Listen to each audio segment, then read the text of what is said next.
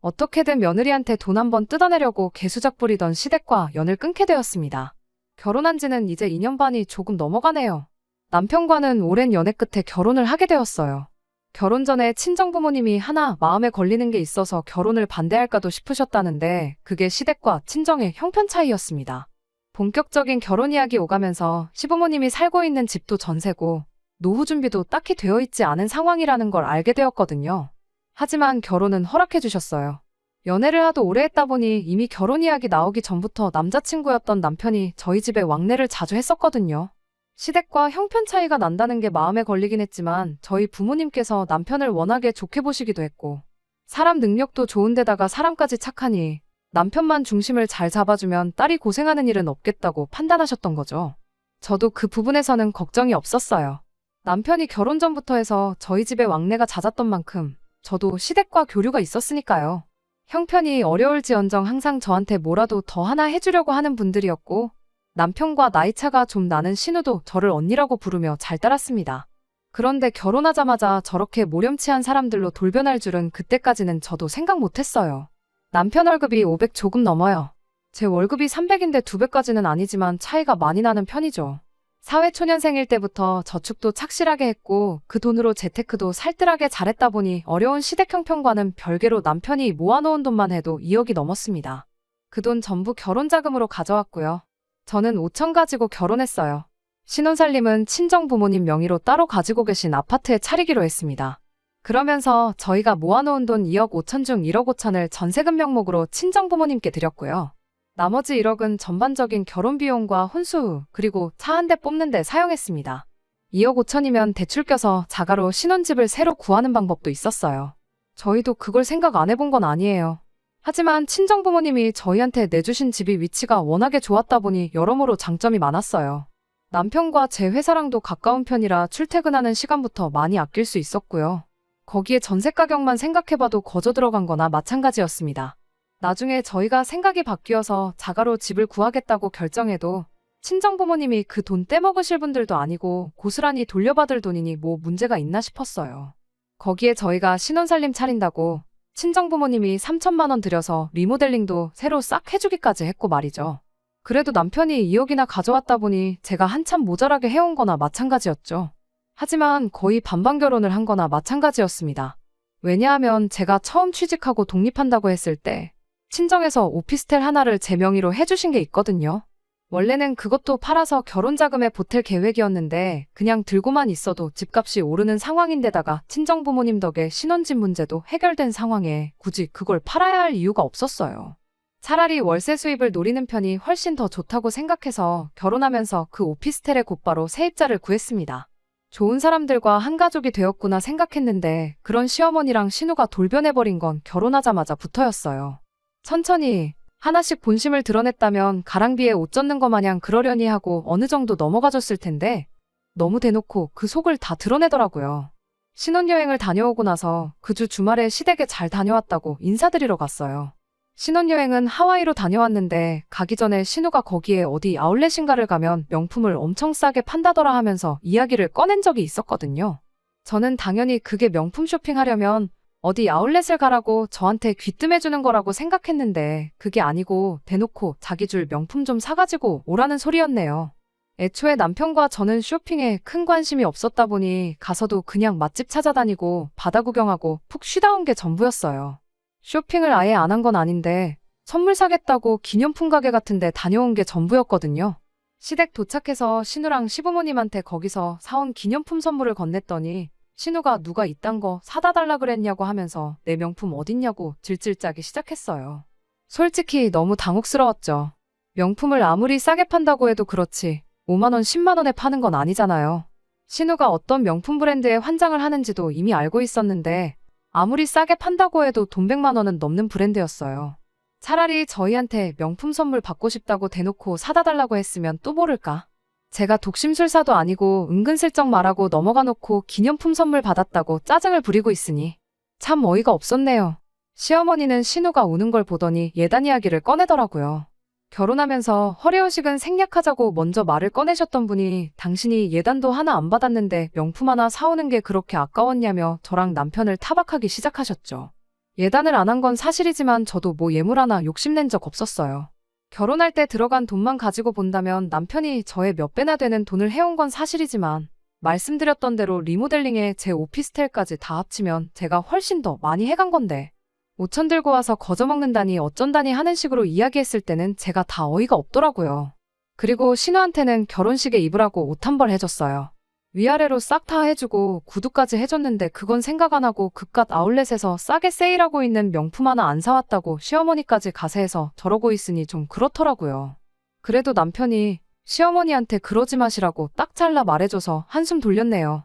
신우한테도 징징 짠다고 뭐 안 사줄 거니까 울 거면 방에 가서 울라고 단호하게 한마디 해줬고요.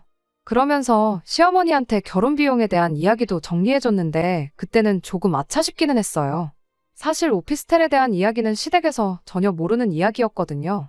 그래도 남편 입장에선 저희가 반반 결혼한 거나 마찬가지다 하는 설명을 하려면 꼭 해야 하는 이야기였을 테니 이해는 됐습니다. 아무튼 그렇게 신우 명품 선물 문제는 남편이 나서서 잘 설명해준 덕에 일단락 되었어요. 그런데 곧바로 시어머니가 한 건을 이어서 또 해주셨죠. 식사는 원래 나가서 외식을 하려고 했는데 번거롭게 나가지 말고 집에서 먹자고 하셔서 배달 음식을 시켰어요. 그런데 한 군데서가 아니고 무려 3군데에서 주문을 하더군요. 5명이서 먹기에는 너무 많은 양을 시키는 게 아닌가 싶었어요.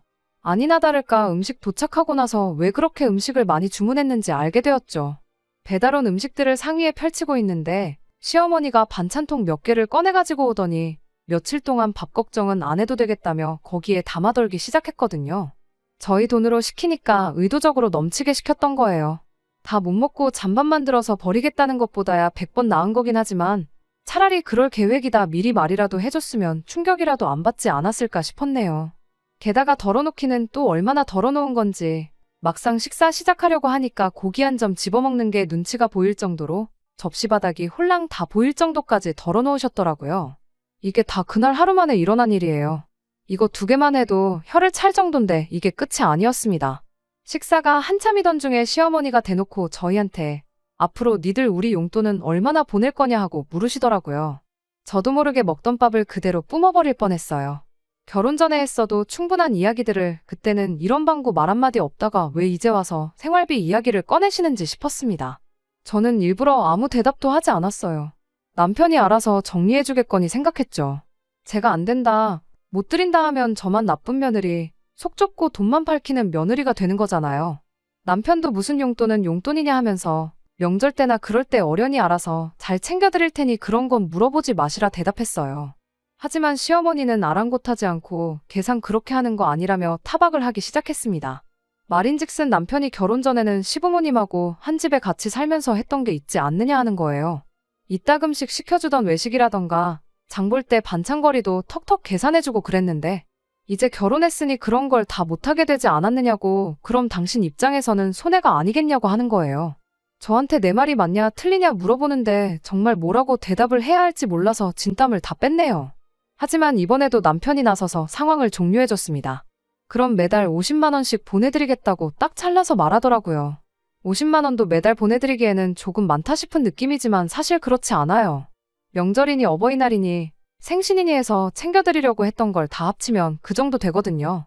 조삼모사나 다름없다는 걸 남편이 이거 매달 드리는 대신 따로 챙겨드리는 건 없을 거라고 딱 잘라 말하는 순간에 저도 눈치를 챌 수 있었네요. 시어머니는 50이 너무 적은 거 아니냐며 이 집에 당신들 둘만 있는 게 아니라 신우도 있으니 못해도 100만 원 정도 받아야 되는 거 아니냐고 곧바로 남편 제안을 받아쳤어요. 남편은 그 말이 끝나기 무섭게 모자란 50은 집에서 놀고 먹는 신우 취직 좀 하라고 보채서 신우 취직하거든 신우한테 생활비로 받으시라 딱 잘라줬어요. 50만 원이 드릴 수 있는 최대한이고 이게 싫으면 그냥 안 받으시는 걸로 알겠다고 단호하게 나오니 시어머니도 별말은 못하고 계셨죠. 그 뒤로 2달 지나서 신우도 취직을 했어요.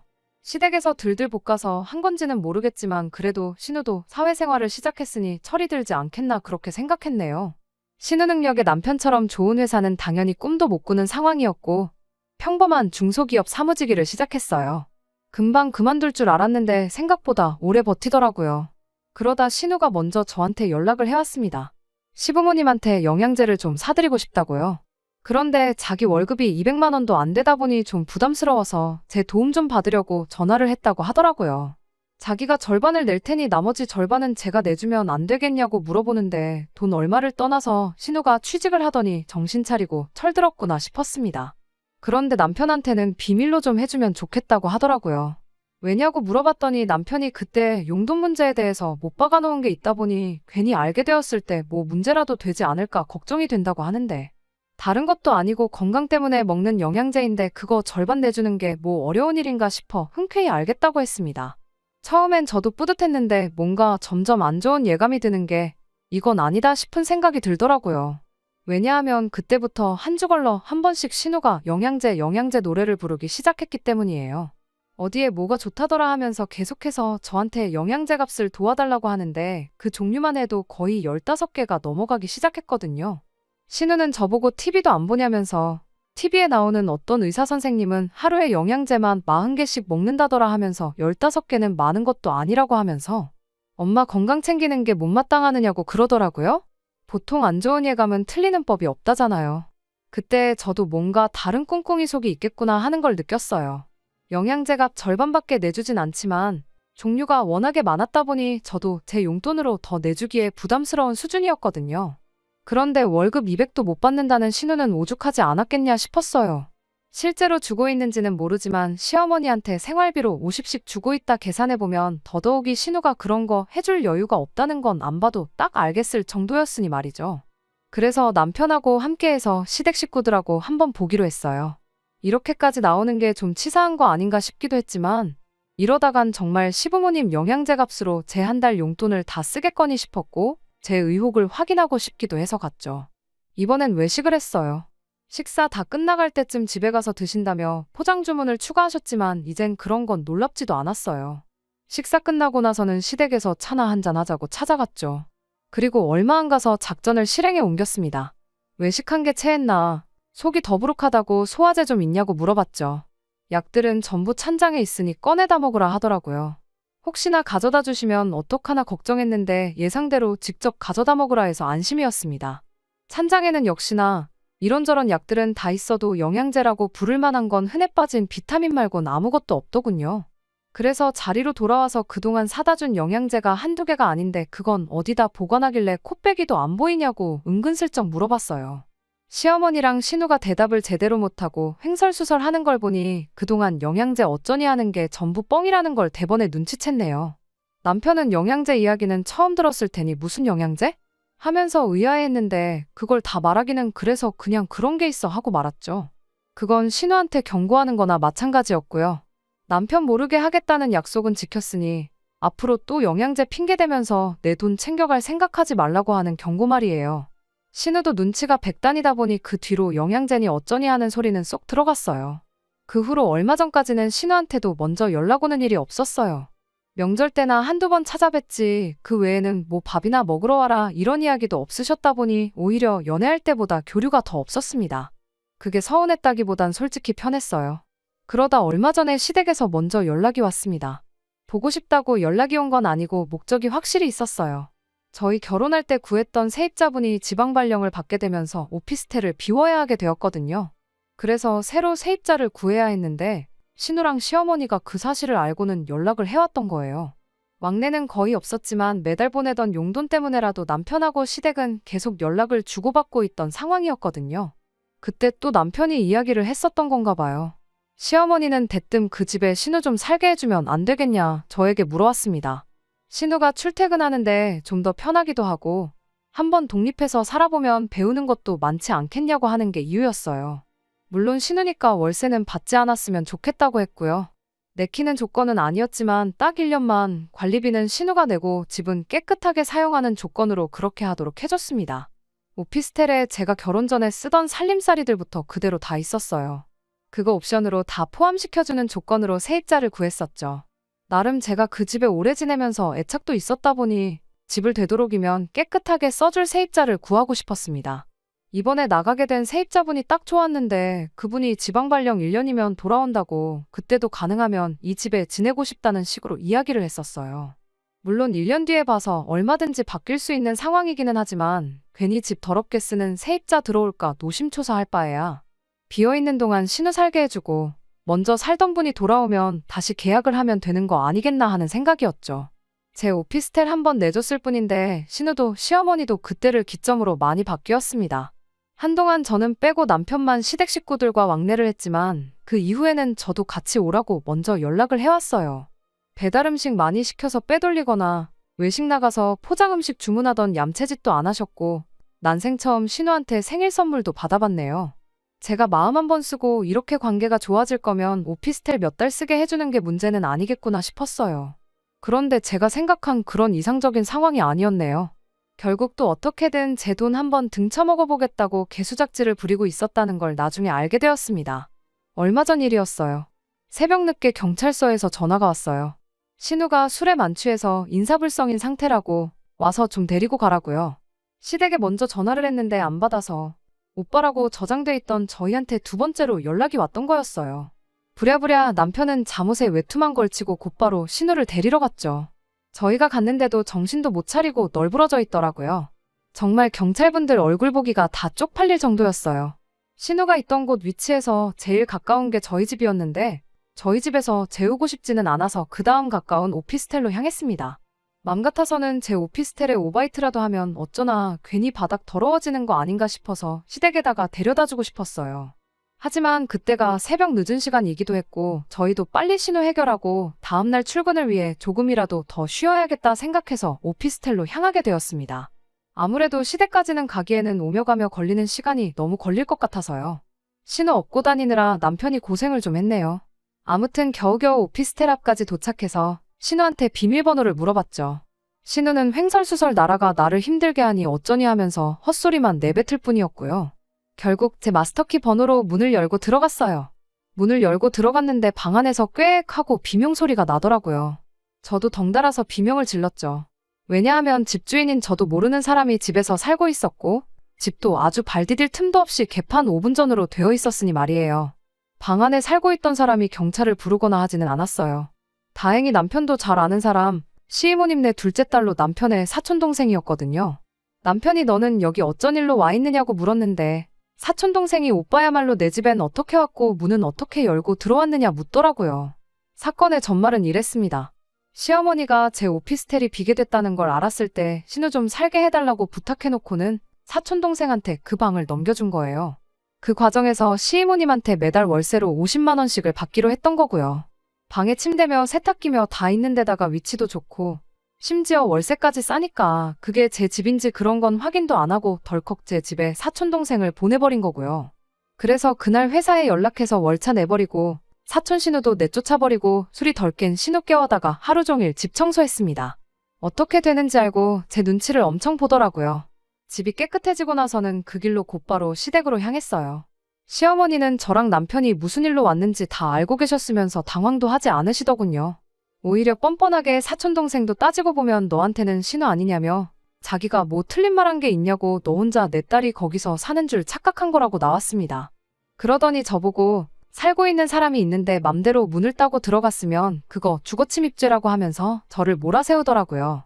아무리 집주인이라도 집에 사람이 살고 있으면 프라이버시는 존중해줘야 하는 거 아니냐며 멀쩡히 잘 살고 있는 사촌동생 쫓아냈다고 시이모가 여태 보내준 돈도 전부 내놓으라고 난리인데 그건 어떻게 책임질 거냐고 저에게 묻더라고요. 그래서 저도 주거침입죄라고 하셨냐고 한마디 했네요. 애초에 그냥 비어있는 제 집에 신우 들어가 살게 해준 거라 계약서도 쓴 적 없어요. 썼다고 해도 신우 본인이 아니라 전혀 애먼 사람이 들어가 살고 있었으니 그것 또한 주거침입 아니겠냐고 한마디 했죠. 거기에 쭉 살고 있었으니 무단점거도 추가하고 그러면 볼만하겠다고.